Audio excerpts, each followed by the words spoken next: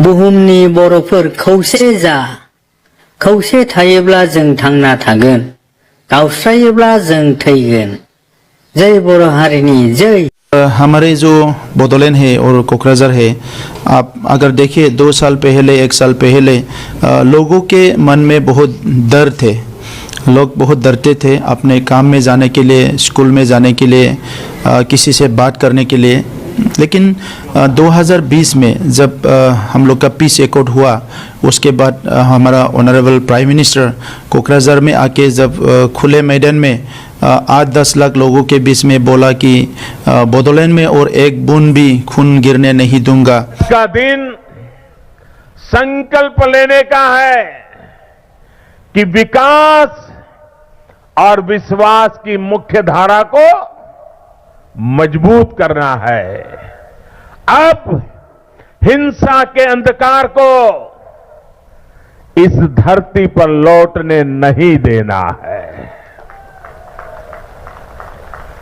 अब इस धरती पर किसी भी मां के बेटे का, किसी भी मां की बेटी का, किसी भी बहन के भाई का, किसी भी भाई की बहन का खून नहीं गिरेगा, हिंसा नहीं होगी। तब से लोगों के जो मन है इसमें जो है करेज जो है, साहस जो है, ये पैदा हो गया है। और अभी बोडोलैंड गवर्नमेंट, हमारा प्राइम मिनिस्टर जी ने जो बोल के गया है, इसको 100% इम्प्लीमेंट करने के लिए सभी संस्थाओं को, सभी समुदाय को, सभी को लेके एक साथ जाने का हम लोग बहुत सारे कोशिश कर रहे हैं, काम कर रहे हैं। এটা 1:30 বজাত এটা ইনফৰমেশ্যন আহিছিলে কোকৰাঝাৰ থানাত যে এটা ডেড বডি পোৱা গৈছে, এইটো বেথাগাঁও বামুণপাৰা অন্তৰ্গত। কিছু সময়ৰ পিছত আৰু এটা পালো যে তাৰ ওচৰতে এৰাউণ্ড 1 কিলোমিটাৰ দূৰত আৰু এটা ডেড বডি পোৱা গৈছে। আমি ডেড বডি আইডেন্টিফাই কৰিলো। তাত এজন মহম্মদ বাছা শেখ বুলি এজন আছিলে আৰু ছেকেণ্ডজন ডিজিজ আছিলে প্ৰদীপ বসুমতাৰী। হয়, ঘটনাটো খুব মৰ্মান্তিক। আমি কেনেকৈ হ'ল আমি গমেই নাপালো। ইমান এটা শান্তিপূৰ্ণ ঠাইত এনেকুৱা ঘটনা ঘটিল, এই গৰিহণাৰ যোগ্য। প্ৰদীপ বসুমতাৰী বুলি মামা হয় নাম। এই বহুত জনপ্ৰিয় মানুহ হয়, গাহৰি পাইকাৰী কৰে। ই বহুত ভাল স্বভাৱৰ আছিল। তো 1টামান বজাত আমি খবৰ পালো যে এই নতুন গাঁও বুলি কয়, মালগাঁও এৰিয়াৰে পৰে, ডিবলাই বিলৰ কাষতে এই হাবিত মৃতদেহ পৰি আছে। তো আমি দূৰদূৰকৈ আহি চালো যে লেফ্ট চাইডত তেখেতক কোনোবাই চকা অস্ত্ৰৰে আঘাত কৰি মাৰিছে।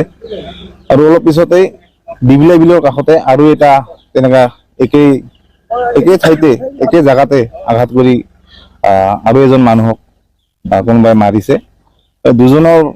দুজনক একে ঠাইতে একে জাগাতে মাৰিছে। এই কিলাৰ হ'ব লাগে, নহ'লে একে ঠাইতে কিয় আঘাত কৰিব? ই জানে কোনখিনি জাগাত আঘাত কৰিলে মানুহ মৰে। তো বহুত গৰিহণাযোগ্য। আমি কোকৰাঝাৰ পুলিচ তথা অসম আৰক্ষীক আমি অতি সোনকালে দোষীক কৰায়ত্ব কৰিবলৈ দাবী জনাইছোঁ। আৰু ঘটনাটো আচল ৰহস্য কি উদ্ঘাটন কৰাৰ কাৰণে আমি দাবী জনাইছোঁ। আমাৰ অসম আৰক্ষীৰ প্ৰতি আমাৰ আস্থা আছে। অতি সোনকালে তেখেতসকলে যেন এই দুৰ্ভগীয়া পৰিয়ালটোক ন্যায় দিয়ে। হয়, এজন ডিবলাই বিলৰ ওচৰতে আছিল পৰি, আৰু এজন 1 কিলোমিটাৰ মান দূৰত নতুন গাঁও বুলি কয়, এইখনো ডিবলাই বিলৰ ওচৰতে নতুন। এইটো আমি সন্দেহ কৰা নাই, চাগে এই ডিবলাই বিলৰ মানুহজনক কোনোবাই মাৰা এই মানুহজনে দেখিছিল নেকি, তেখেতক খেদি গৈ তাতে মাৰিলে নেকি, তেনেকুৱা এটা অনুভৱ হৈছে। কাজিয়া হোৱা কোনো সন্দেহ আমাৰ হোৱা নাই। তৃতীয় ব্যক্তি ইয়াত আছে কোনোবা জড়িত, এইটো সোনকালে অসম আৰক্ষীক আমি দাবী জনাইছোঁ। কোকৰাঝাৰ আৰক্ষীৰ প্ৰতি আমাৰ আস্থা আছে, বিশ্বাস আছে। তেখেতসকলে অতি সোনকালে যেন ঘটনাৰ আচল ৰহস্য কি আৰু দোষীক যাতে কৰায়ত্ব কৰি শাস্তি দিয়ে। रन्जन दैमारिखौ बिथाङा बस'नो हागौमोन बरनाखिसै। दा दिनै बिथाङा बेफोरखौ ओरैनो नाटकीय भाबै बुंदों, बेखौ बयबो मिथिगौ। जोंनिफ्राय जों गोसो गोरबोनिफ्राय लुबैयो जे बिथाङा जेलनिफ्राय गनांगौ।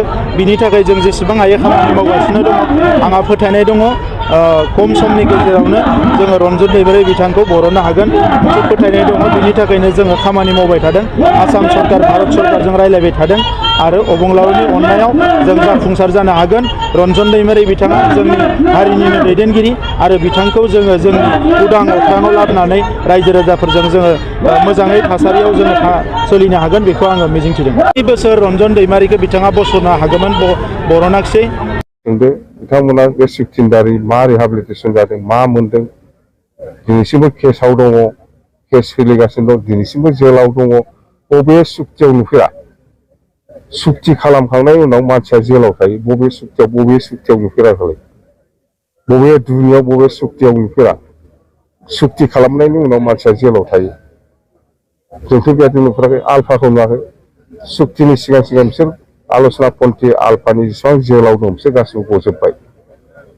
गासिबो गजोब्बाय सुक्तिनि आगोलनो गदों दा जाय सादिन आलफा परेश बरानि लिडारशिपआव जायफोर दं बिसोरल'सो हमजानायफ्रा गवाखै खिन्थु आल'सना पन्थी आलफानि जेसेबां लिडार दं केडार दं गासिबो गजोब्बाय जोंनालाय मारैथो दाबो सुक्तिया जाना थां दाबो मान गदिया रन्जन दैमानि बेलायाव मा बुंगोन सार रन्जन दैमारिखौथ' आं पावाराव फैब्ला आं बख'नो हायो आंनो बेयावबो टाइम नाङा सुक्ति खालामबाय दसा दं नंगौ दसा दं भुलखौ मावदों खिन्थु बिसोरो दिनै आगोलाव जा मावबाय जों दिनैनिफ्राय आरो बेबायदि खामानिखौ मावला होननानै प्रतिश्रुति होनानै सुक्ति खालामबायब्रा जोङो आरो मावला होननानै बेवहाय बिस्रा रेहाय मोननांगौब्रा मोनो नोंना एप्रसिङानो गैयाबा बोरै जानो नोंना एप्रसिङानो गैया नों सोरखौबा दाय होबा बोरै जानो सुक्ति खायैफ्रा एप्रस खालामनांगोन जोङो नंगौ जोङो ओरै भुल मावदों आगोलाव ओरै खालामदों खिन्थु जों दिनैनिफ्राय बेबायदि मावला होननानै